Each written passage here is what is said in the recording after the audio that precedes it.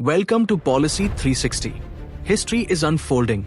PM Modi touches down in China, face-to-face with Xi Jinping, and Putin steps in. Yes, the RIC trio is back on the world stage. At stake, border stability, energy security, and Asia's rising voice in global politics. The big question: will they send a shockwave message to the West? Stay tuned as we cut through the noise, connect the dots, and decode what this means for India's future. In Tianjin, one of the most significant trilateral meetings in years is underway. Prime Minister Modi's first trip to China in 7 years signals a clear recalibration of India's ties with both Beijing and Moscow. In his talks with Xi Jinping, Modi stressed trust, respect, and sensitivity, underscoring that India and China are partners in development, not rivals. With Putin's arrival, the Russia-India-China grouping is gearing up for deeper cooperation on trade, defense, and energy, while also tackling tough issues like border stability and global security. This summit isn't just diplomacy. It's a strategic reset in Asia. In 2025, India and China have pulled off a major diplomatic breakthrough, one that marks a dramatic shift after years of mistrust since the Galwan clash in 2020. The Modi-Xi talks produced a clear framework for border management and new channels of military communication, covering sensitive stretches from Arunachal to Himachal. But it's not just about security. Direct flights between India and China are back after 5 years, and traditional border markets at Lipulekh, Shipkila, and Nathu La are reopening, reviving trade and regional economies.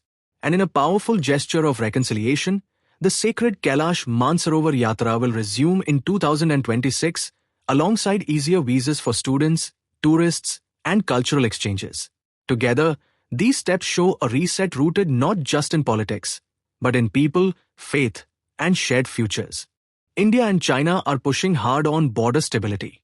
Special representatives Ajit Doval and Wang Yi are leading talks, framing the boundary issue within the bigger picture of bilateral ties. An expert group under the WMCC is now working on early, step-by-step solutions, while a new working group handles day-to-day management. Military talks have expanded across all border sectors, and confidence-building measures, like disengagement protocols, reopening trade points, and sharing hydrological data, are designed to cut tensions. The goal is clear: transform the border from a flashpoint into a zone of peace and cooperation. Russia is playing a pivotal role in the Tianjin summit, reviving the RIC dialogue after years of pause. Led by Sergei Lavrov, Moscow is pushing to make this trilateral a cornerstone of multipolar global governance. Its energy exports are central. Discounted oil has helped India tackle inflation and secure supplies, while also deepening ties with China. Beyond energy, Russia is linking its defense and strategic weight with the economic power of India and China to reinforce Eurasian stability. The message is clear: Russia is here to keep RIC strong, relevant, and a counterbalance to Western influence. The 2025 RIC summit in Tianjin marks a turning point in Asia's geopolitical landscape. Russia, India, and China are reviving this trilateral to push for a multipolar world, balancing Western dominance. Together, they represent nearly half the global population and a huge share of economic and military power. Through RIC, SCO, and BRICS, they're driving cooperation on energy, trade, defense, and technology, signaling Asia's rising influence. This summit also sends a clear message: the major Asian powers are forging strategic ties independently, shaping a new global order where Asia plays a central role alongside the West. India's relationship with the US is entering a complex phase amid the 2025 RIC summit. New Delhi is balancing strong ties with Washington while deepening cooperation with Russia and China. US tariffs on Indian goods, largely due to energy imports from Russia, have added tension. But India stresses strategic autonomy, refusing to choose sides. The challenge is balancing commitments under frameworks like the Quad while engaging Beijing and Moscow. By participating actively in RIC, SCO, and BRICS, India is signaling a pragmatic, multipolar foreign policy, aiming to maintain global partnerships without being tied to any single bloc. India's economic outlook for 2026 is looking strong, with Q1 GDP growth hitting 7.8%, a 5-quarter high. Growth is broad-based. Services surged 9.3%, manufacturing and construction around 7.6-7.7%, and agriculture bounced back to 3.7%. Government spending and robust domestic demand are driving this momentum. Technology sectors like AI, data science, and digital services are creating booming career opportunities, while India's investment-friendly policies and reforms are boosting global trade and foreign investment. Amid global uncertainties, India is not just growing, it's positioning itself as a key player in the world economy.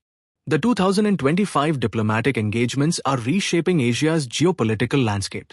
India, China, and Russia are emphasizing dialogue and conflict resolution to manage disputes peacefully, while regional frameworks like ASEAN and SCO are strengthening border security and economic integration. Energy cooperation, particularly Russia's supplies to India and China amid Western sanctions, is boosting regional resilience. Together, these moves are redefining power balances in Asia, promoting multipolarity, regional autonomy, and shared prosperity, signaling that Asia is asserting its role as a key driver of global stability and growth. As Asia rises to the center of global affairs, the 2025 diplomatic engagements underscore its growing influence and complexity. India stands at a critical crossroads, balancing strategic autonomy while navigating shifting power dynamics. Trilateral diplomacy with China and Russia highlights a move toward multipolar cooperation, challenging traditional Western dominance. India's foreign policy rests on strategic autonomy, peaceful coexistence, and economic diplomacy, carefully balancing ties with the US, Russia, and China. Active participation in BRICS, SCO, and the G20 along with defense and trade partnerships reflects a nuanced approach to protect national interests while promoting regional stability. Looking ahead, India's ability to manage these trilateral frameworks with skill will be key to shaping Asia's global role, seizing opportunities, mitigating challenges, and maintaining peace and prosperity in a rapidly evolving multipolar world. Thanks for watching. If you found this useful, like, share, and subscribe to Policy 360 for the latest insights on global affairs. What do you think India's next move on the global stage should be? Let us know in the comments.